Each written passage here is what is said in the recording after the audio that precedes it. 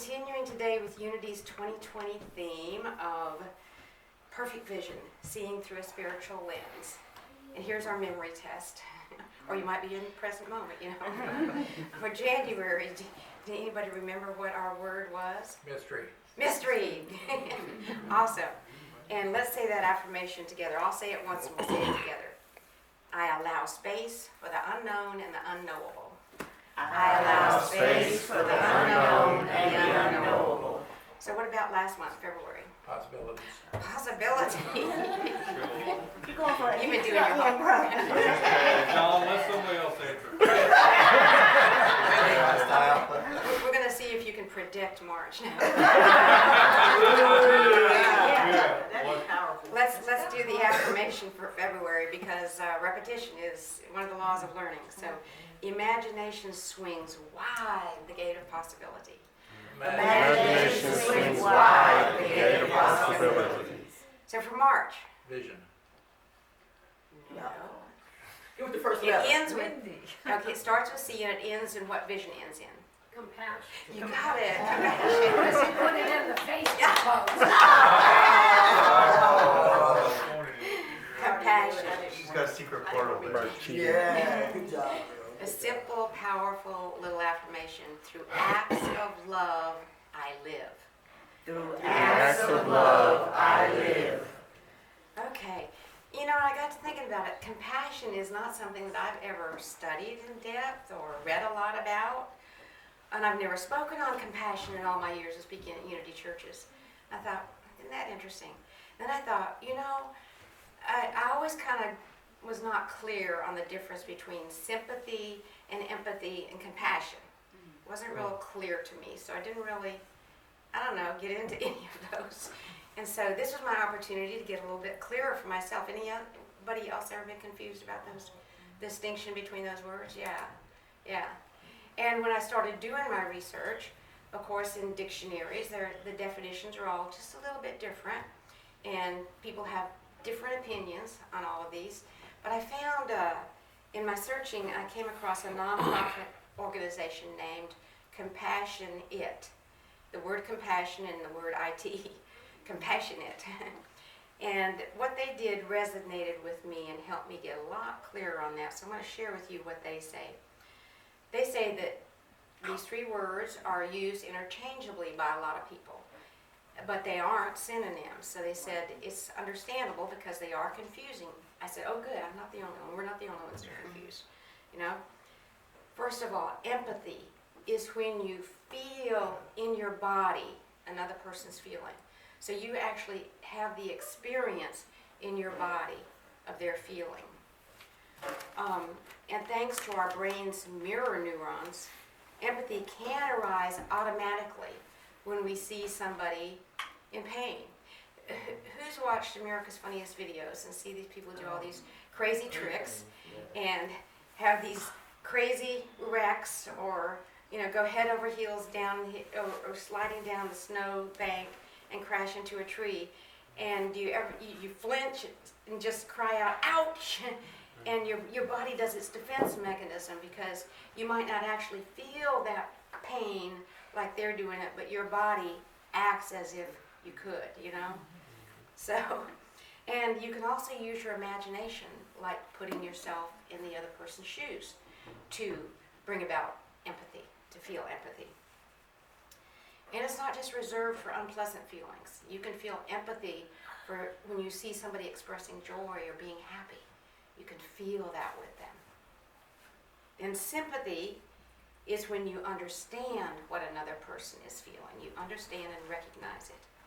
It can be tricky to differentiate between sympathy and empathy. When you're sympathetic, you're not experiencing in your body that feeling. You're just recognizing it and understanding it, and you can feel for the person, but you're not feeling it in your body. In compassion, they say, kicks empathy and sympathy up a notch. And when you're compassionate, you can feel the pain of another as in empathy, or you can recognize that they're in pain as in sympathy, but you also have the desire to do something about it. So it's really, compassion takes empathy or sympathy and adds action to it in doing something about it to help the person alleviate the pain or to celebrate their joy. And one of my favorite teachers, Abraham Hicks, says the same thing, says that compassion is one of the trickiest words on our planet and that many people misunderstand it. But I like their take having to do vibration with our vibration and frequency, which they always talk about relating to these. They say empathy is focusing on a situation, and the situation has a vibration, and then you focus on it long enough that the situation trains your vibration to match it.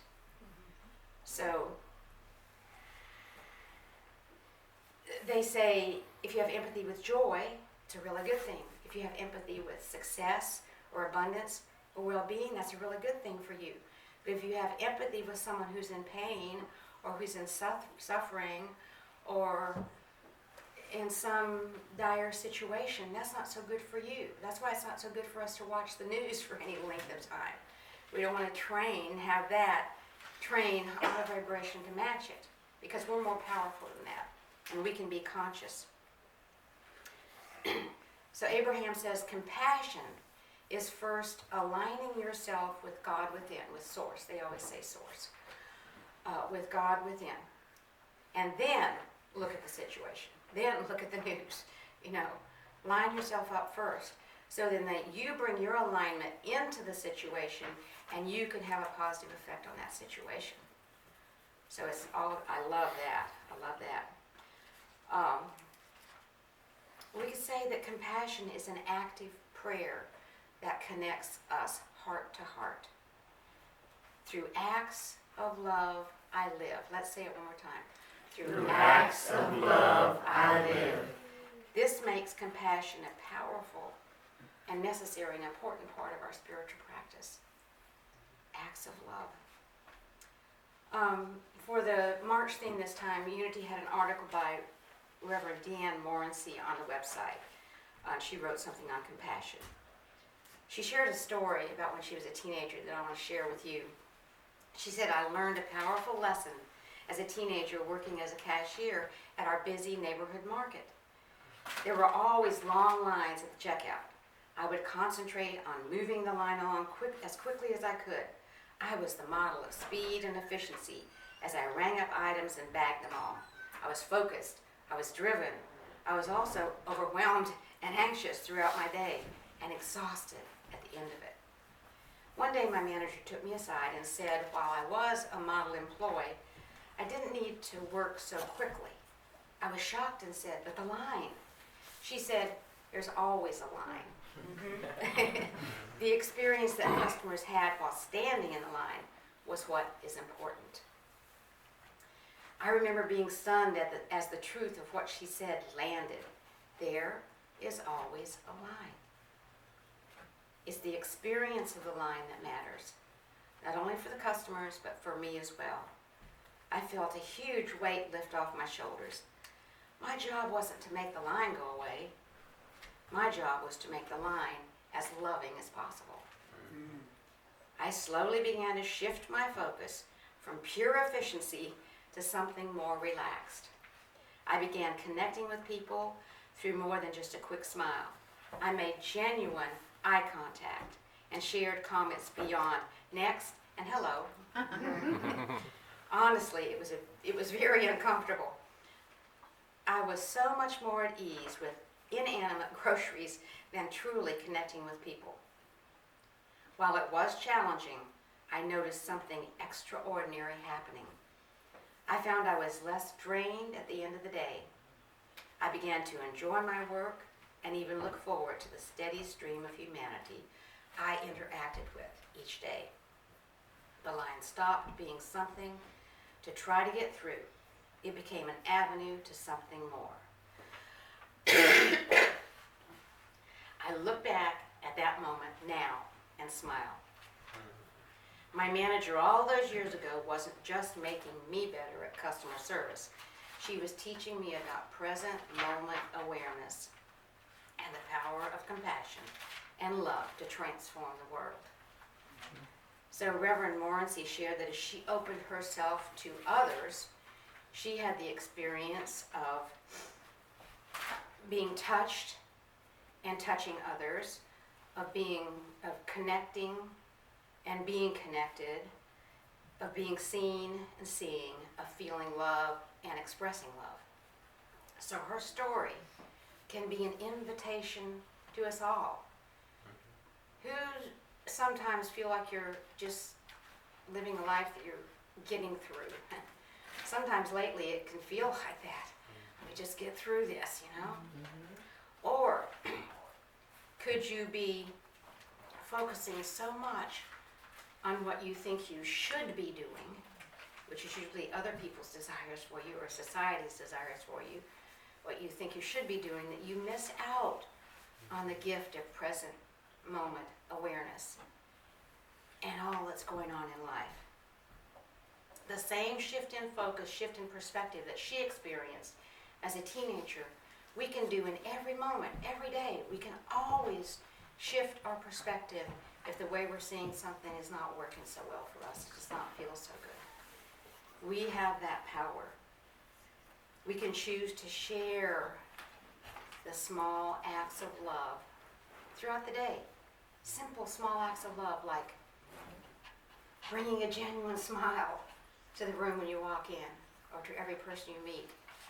Interacting, when you interact with people, being right there with them, present with them. Listening truly with presence to another person as he or she speaks to you.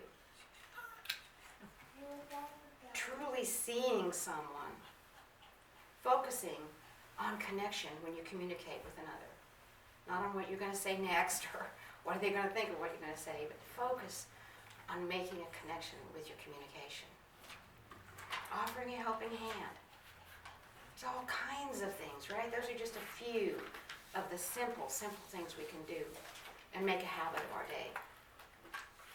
They can make a big positive difference. I know how much my day has been brightened up when someone just smiles at me. Hi, Judy, you know, just a smile can make such a difference. And doing these acts of love helps us live more fully. Through acts of love, I live. Let's say that again. Through acts of love, I live. So it's not only the acts of love we give to others that allow us to live life more fully, but it's the acts of love that we allow ourselves to take in, to really, truly receive that enrich our lives. So think about that. Where can you open more to the love that's all around you every day?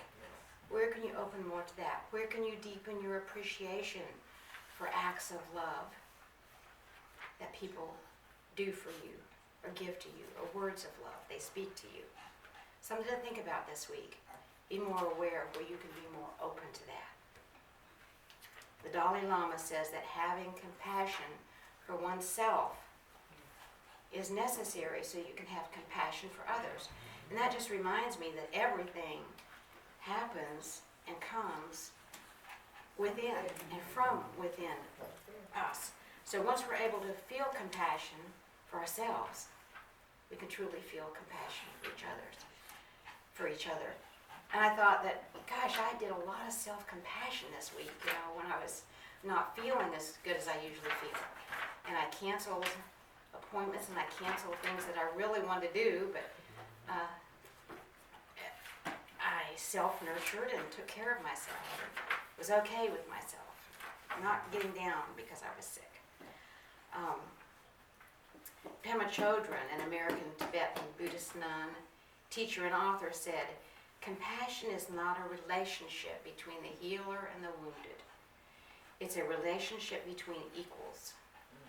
Only when we know our darkness well can we be present with the darkness of others.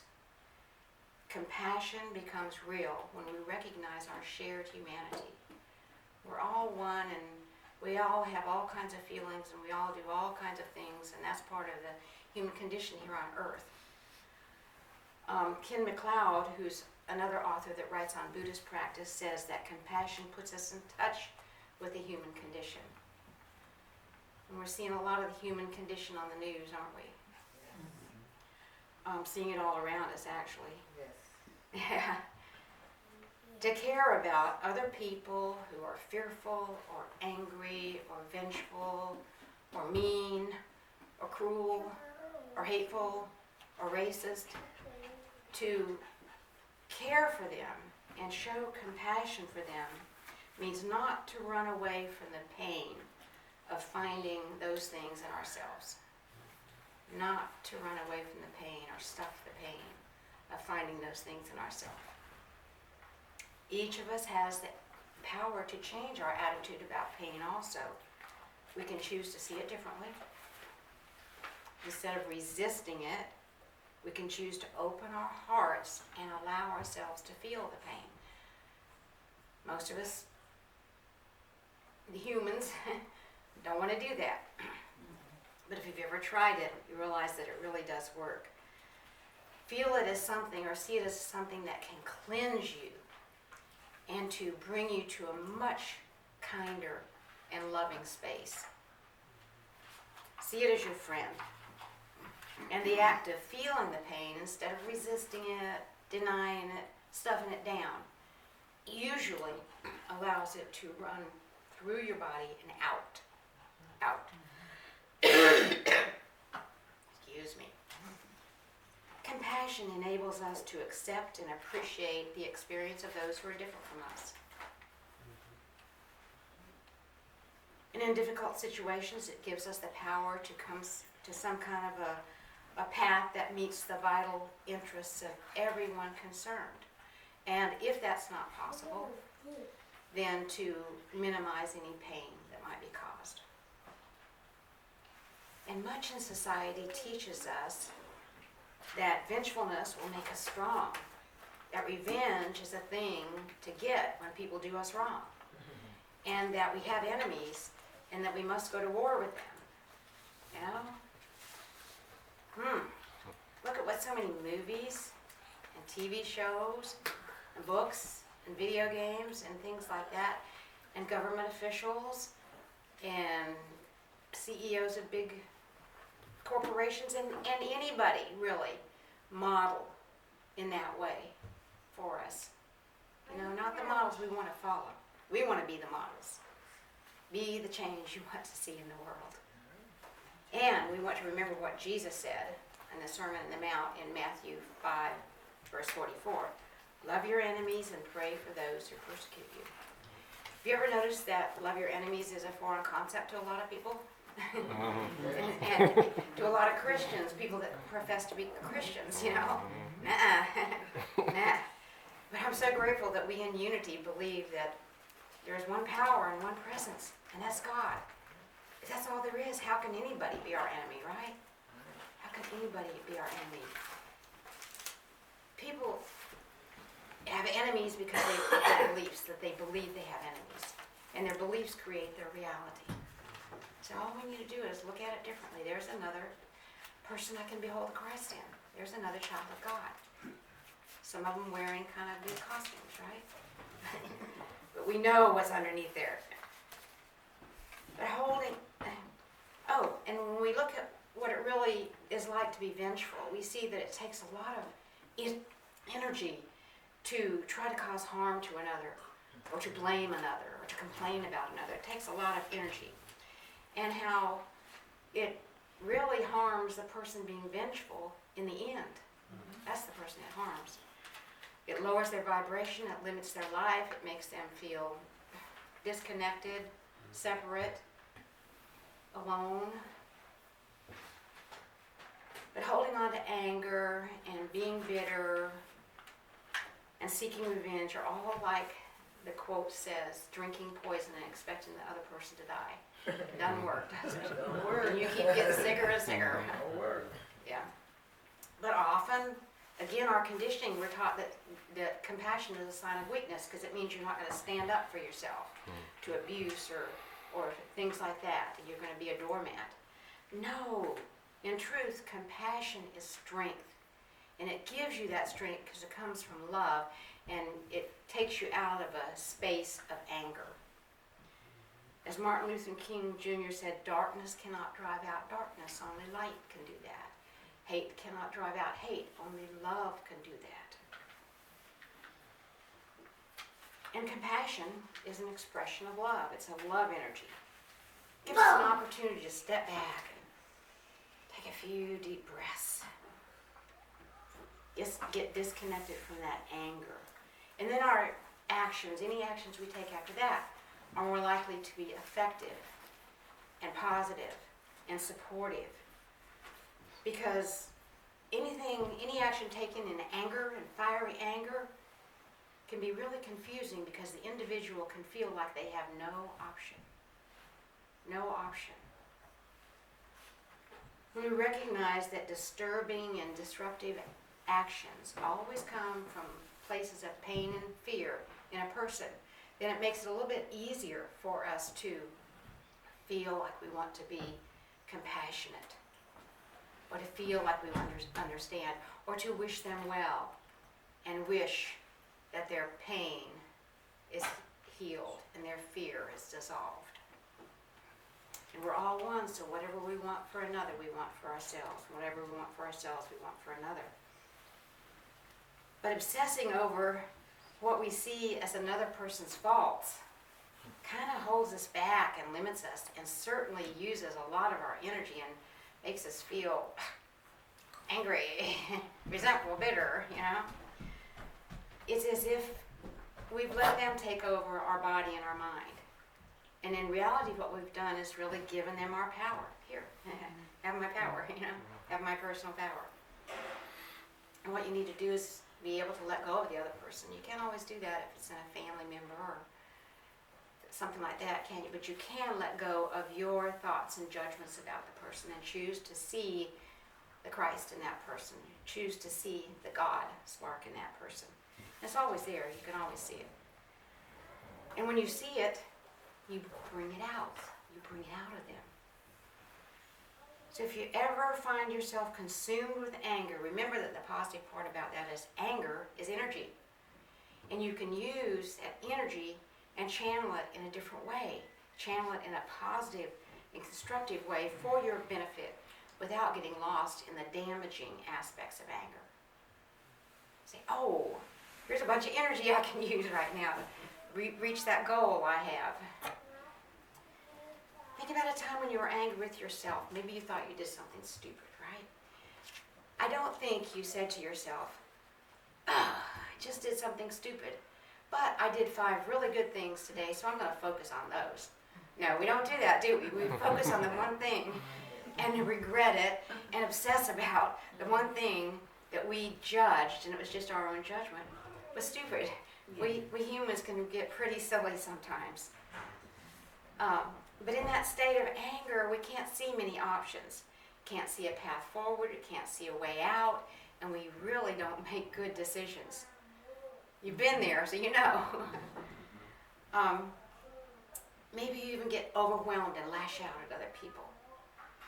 The innocent bystanders, you know.